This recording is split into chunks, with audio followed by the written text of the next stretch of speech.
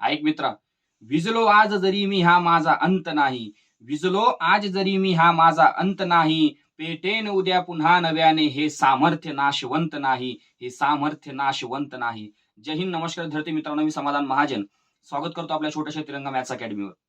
मित्रो, आपण आज काही महत्वाच्या विषयावर या ठिकाणी चर्चा करणार आहे, तो म्हणजे अग्निवीर बद्दलचा. आता एक खुशखबर, एक गुड न्यूज आपल्या सगळ्यांसाठी आणि आपल्या स्वप्नपूर्तीसाठी. जो संघर्ष, जो लढा काही वर्षापासून सुरू आहे आणि सरकारने जो दिलेल्या निर्णयाबद्दल काहीतरी त्याबद्दल आपल्याला सगळ्यांना माहिती आहे का, निगेटिव्हिटी एक पॉईंट आहे की जो अग्निवीर बद्दलची जी योजना आहे, जी योजना आपल्याला माहिती आहे की इंडियन आर्मी असेल, इंडियन नेव्ही असेल, इंडियन एअरफोर्स असेल, या तिन्ही ज्या ठिकाणी राष्ट्रीय ज्या ठिकाणी सेना आहे, या सेनावर त्या ठिकाणी योजना लागू केली गेलेली आहे. ती योजना म्हणजे अग्निवीर योजनाबद्दल. आता ही अग्निवीर योजना काय आपल्याला सगळ्यांना माहिती आहे की ही योजना 4 वर्षासाठी, आणि त्या योजनेमधून ते 25% मुलं 25% त्या ठिकाणी ते सोल्जर त्या ठिकाणी परमनंट करणार आहे, आणि बाकीचे 4 वर्षानंतर त्यांना जे काही योजनेचे जे काही परतफेड त्यानुसार ते रिटर्न करणार आहे. आता यातले निगेटिव्ह पॉईंट असे की आपल्या भविष्यासाठी आपण जर त्यात विचार केला, सॅलरी बद्दलचा विचार केला, सुट्टींबद्दलचा विचार केला, आणि 4 वर्ष म्हटलं तर म्हणजे लोकांच्या मनात सैन्याबद्दलचा प्रेम भाव हा त्या ठिकाणी कमी होत चाललेला होता, आणि कमी होत आहे, आणि कधी कमी होणार तर नाही आपल्याला माहिती. परंतु भविष्याच्या दृष्टिकोनातून जर पाहिलं मित्र, प्रत्येकाला माहिती आहे हा देशाला सामान्याचा फक्त आणि फक्त एखादा गरीब आणि शेतकरी कुटुंबाचा आणि काही काही ठेका घेतलेला नाही असं मला वाटत नाही. एखादा नेत्या कोणा मंडळीचा कोणी मुलगा त्या ठिकाणी सैन्यामध्ये नसतो म्हणून त्याला त्या गोष्टीचा अजिबात त्याला भान नसतं, किंवा त्याला त्या गोष्टीचा अजिबात अनुभव नसतो. मला वाटतं एखाद्याचा जो एखादा कोणी राजकारणी असेल ना, त्याच्या मुलाला जर 6 महिने, फक्त 6 महिन्याची ट्रेनिंग द्या तुम्ही. त्या 6 महिन्याच्या ट्रेनिंगमध्ये त्याला समजेल की काय असतं ट्रेनिंग, आणि काय असतं हात-पाय झिजणं, आणि काय असतं नाकातला घाम टाकापर्यंत येणं, त्याला कळेल. म्हणजे एखादा गरीबातला गरीब शेतकऱ्या मुलगा, गरीब मुलगा आपला त्या भरतीत जातो, भरती करतो, एवढी तो नाट मेहनत घेतो आणि तो भरती होतो, आणि त्याच्या भरती अशी मजाक पद्धतीने मला बनवलं जातं.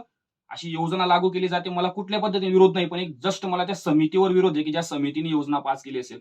चला ठीक आहे, त्यांचा अभ्यास त्यांना माहिती, पण मला तरी वाटतं ही गोष्ट आमच्या तरुणांच्या भविष्यासाठी कुठेतरी योग्य नसेल. कारण की आज एवढे आमचे गरीबातील मुलं असतात जे काहीतरी कमी शिक्षण घेऊन, कमीत कमी शिक्षण घेऊ, एखादा छोट्यात छोटे म्हणजे कमीत कमी अभ्यासातला पेपर पास करून ते फक्त नोकरी त्यांना महत्वाची असते. आणि ती जिद्द आणि चिकाटी, देशभक्तीची जिद्दची चिकाटी फक्त 9वी आणि 8वी 9वीत असताना ती जिद्द येते हो. आणि ती जिद्दच्या बळावर आपण तयारी करतो, आणि कधी आर्मी किंवा एअरफोर्स किंवा नेव्ही भरती आपण ट्राय करत असतो किंवा आपण देत असतो. आणि अचानक ती नोटीस आली की म्हणे अग्निवीर योजना लागू झाली 4 वर्षासाठी. आता आपण विषयाकडे ओढू. 4 वर्षाची जी योजना होती, आता कुठेतरी त्यांचं एक पेपर कटिंग एक काहीतरी व्हायरल झालेलं आहे राजनाथ सिंग यांचं गृहमंत्रालय इथून. तर ती मी स्वतः वैयक्तिक पाहिलं, आणि मी काही चॅनलवाल्यांकडनं मी त्या ठिकाणी गोष्टी समजून घेतल्या. आता मी सांगतो त्यातला मुद्दा काय. आता मित्र, आता गरमागरी माहोल चालू आहे, आपल्याला माहिती सगळ्यांना. गरमागरी माहोल चालू आहे सगळ्यांना, आपल्याला माहिती आता की इलेक्शन लागले, इलेक्शनमुळे त्यांनी सांगितलेलं की अग्निवीर योजनामध्ये आम्ही काही ना काही बदल करण्याचा प्रयत्न करू. Sir, 1 minute sir.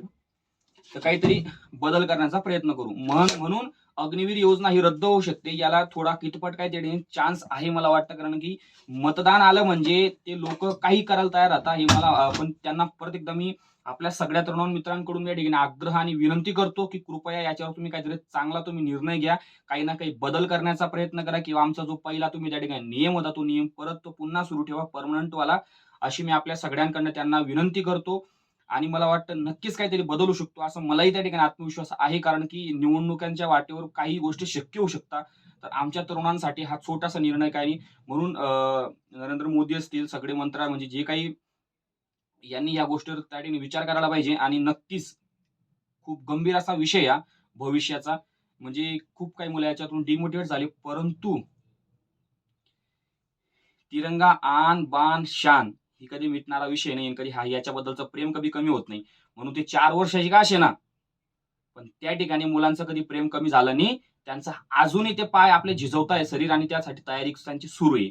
म्हणून ही तयारी आपली नेहमी सुरू ठेवा, आणि लवकरात लवकर आपले स्वप्न साकार होणार आहे.